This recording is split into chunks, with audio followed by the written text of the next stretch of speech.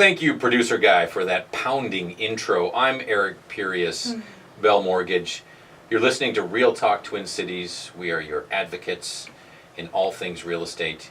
You can get in touch with us at realtalktwincities.com, or Eric the Loan Guy.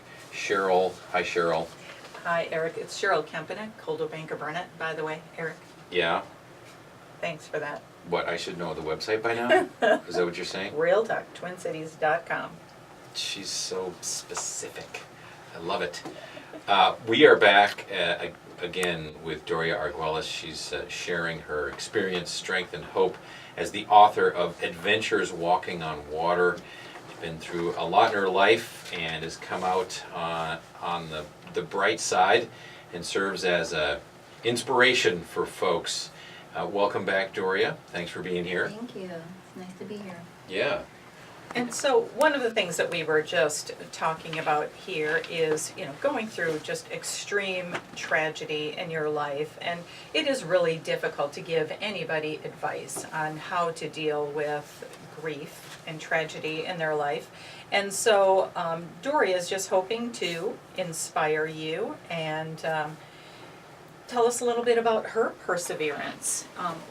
One of the things when I had first read your book, Dorea, after my cancer ordeal that really resonated with me was letting go of fear and just really, we don't have any time to be afraid. We've just got to get up, we've got to get out there. And I know I think about even when I was going through the chemo and you feel like crap and it doesn't matter.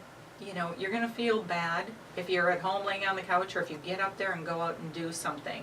And I kind of relate that to grief as well, where you're just so distraught and you really just want to curl up in a ball and just cry and feel horrible. But somehow you've got to get up and you've got to keep moving.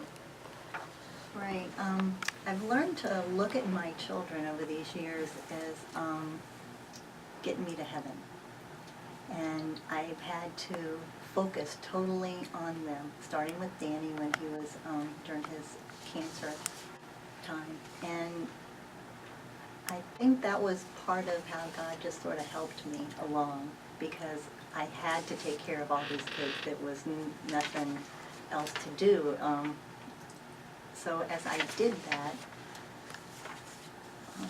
It was healing it for was you. healing. It was very healing for me. And plus, they brought out different areas of my life that I needed to change. I remember one specific time where I was yelling for the other kids upstairs at the bottom of the stairs, come down to eat or whatever, and Josh may have been 2 or 3 next to me, and he started yelling their names. And I looked down at him and realized, oh my gosh, that's what I sound like.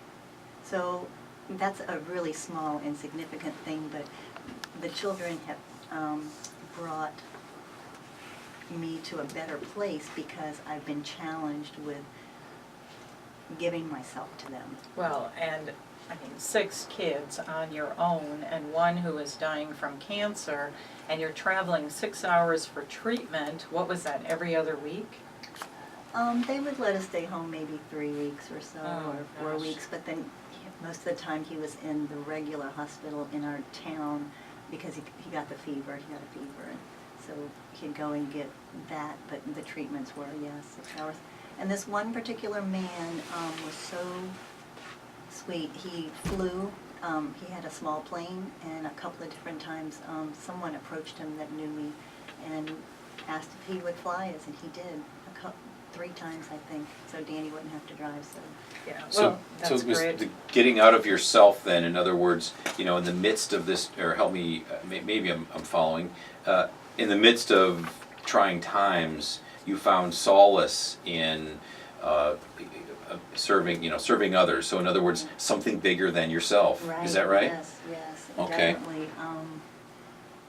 Especially as the children were growing up, and I just one of the things that came across that God just kept doing different levels of healing in my life, and one of them was the abandonment that I felt with my father whenever I was 20, 20 or so when he started divorcing my mother.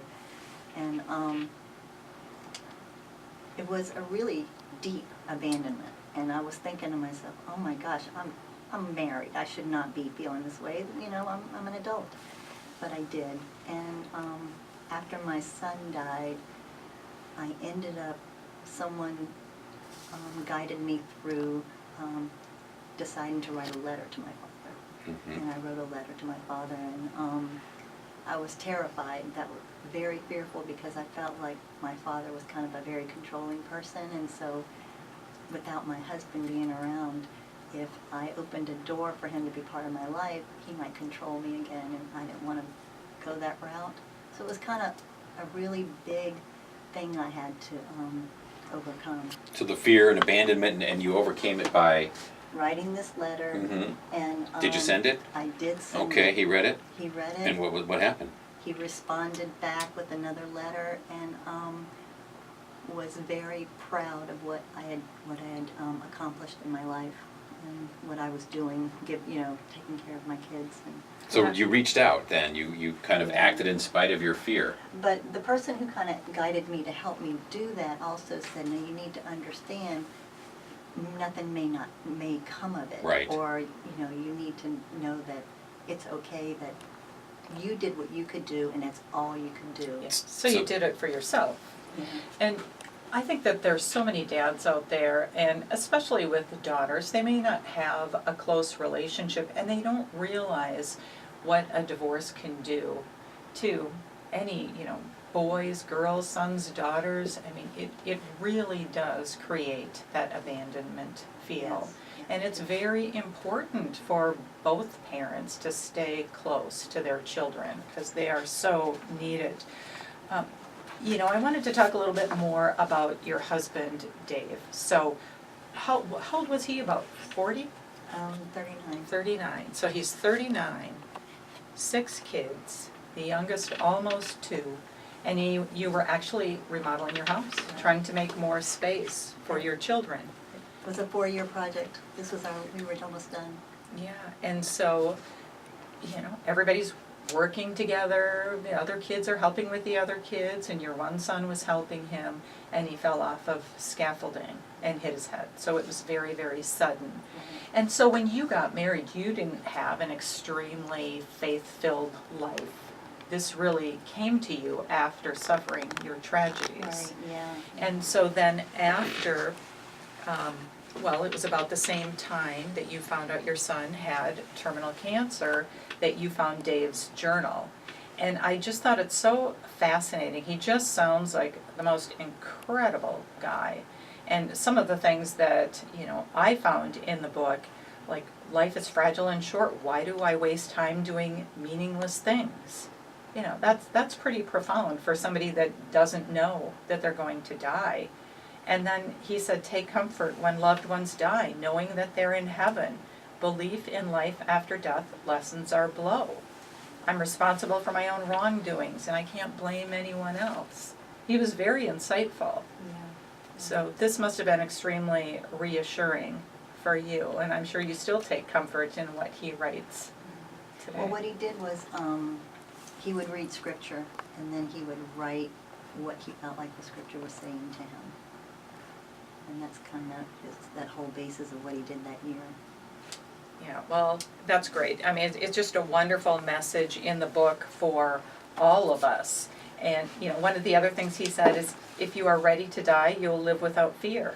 Death is harder on the living for those that are left behind. And that's so true, isn't it? Yes, I cried quite a bit every time I read that journal. Yeah, because here you are, the one that's left behind suffering. Although, if I understand correctly, it seems that in experiencing as much of either being close to death or contemplating death actually allowed you to live a fuller life. Yes, because we're here for a reason, and we're not dead yet.